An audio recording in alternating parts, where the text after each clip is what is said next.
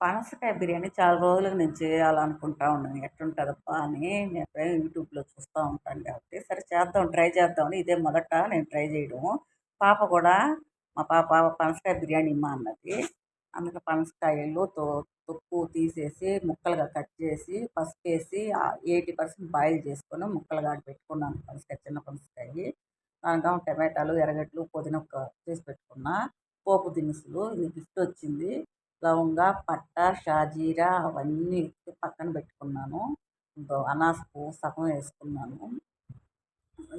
అనాస పువ్వు తర్వాత డీప్ ఫ్రై కొద్దిగా 2 టేబుల్ స్పూన్ నెయ్యి పోసి టమాటాలు వేరేగా 2 టమాటాలు డీప్ ఫ్రైకి, 2 టమాటాలు కూరలోకి ఎత్తి పెట్టుకున్నాను. అంత పట్ట, లవంగ, పట్ట, షాజీరా అన్ని టమాటాలు అంతా డీప్ ఫ్రై చేసుకున్నాను. ఆయిల్ వేసి కొద్దిగా 2 టేబుల్ స్పూన్ నెయ్యి వేసి వాడ్చుకున్నాను.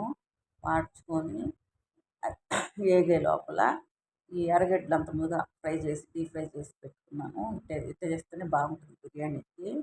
మళ్ళా దానికి కావాల్సింది మిక్సీకి టమాటాలు, ఎర్రగడ్డలు, షాజీరా అన్నీ 10 జీడిపప్పులు అంతా 2 టేబుల్ స్పూన్ నేతులు వాడ్చుకొని మిక్సీ గ్రైండర్కి వేసుకుంటాను. మిక్సీలో వేసేసి ఎర్రగడ్డ కూడా ఆనియన్స్ కూడా డీప్ ఫ్రై చేసుకుంది కొద్దిగా తీసి ఏ టమాటా, ఎర్రగడ్డ, షాజీరా, యాలక్కాయ అన్నీ ఒక్కోటే యాలక్కాయ, పట్ట అంతా 2 టేబుల్ స్పూన్లు నెయ్యితో డీప్ ఫ్రై చేసుకొని మిక్సీకి గ్రైండర్ పట్టించేస్తా. కొద్దిగా మిరప్పొడి వేసి కారం వేసి ఒక టేబుల్ స్పూన్ కారం వేసి ఇది తెల్లగడ్డ మర్చిపోయాను. తెల్లగడ్డ ఇంత తెల్లగడ్డ చాలు అవి కూడా వేసేసి మళ్ళా ఇది గ్రైండ్ చేసుకున్న తర్వాత దీంట్లో మళ్ళీ పోపు పెట్టుకోవాలి తిరగమాతకి. ఎందుకంటే మసాలాలు దీంట్లో చూడండి కొంచెమే ఉండదు. అనాస పువ్వు ఒకటి అంతా అంత ఇంచి ఏలంత ఒక ఇంచి పట్ట, లవంగ అంతా వేసి మూత పెట్టి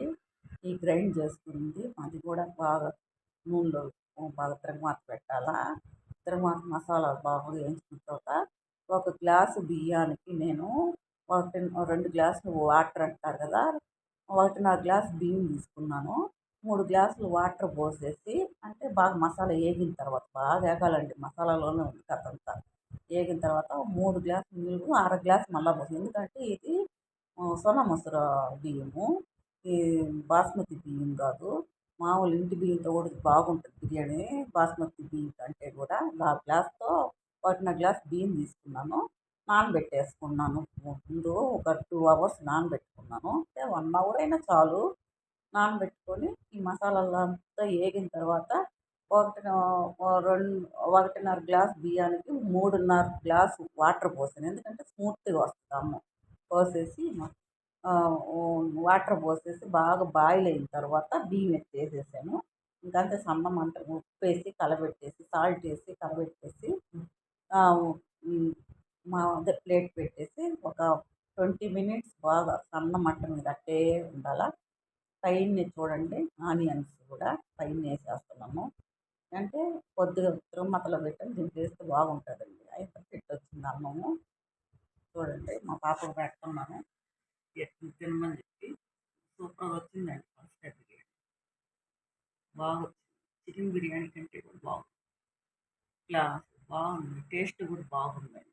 మా పాపకు పెట్టాను భలే ఉందన్నది, మా అమ్మకు పెట్టాను బాగుందన్నది.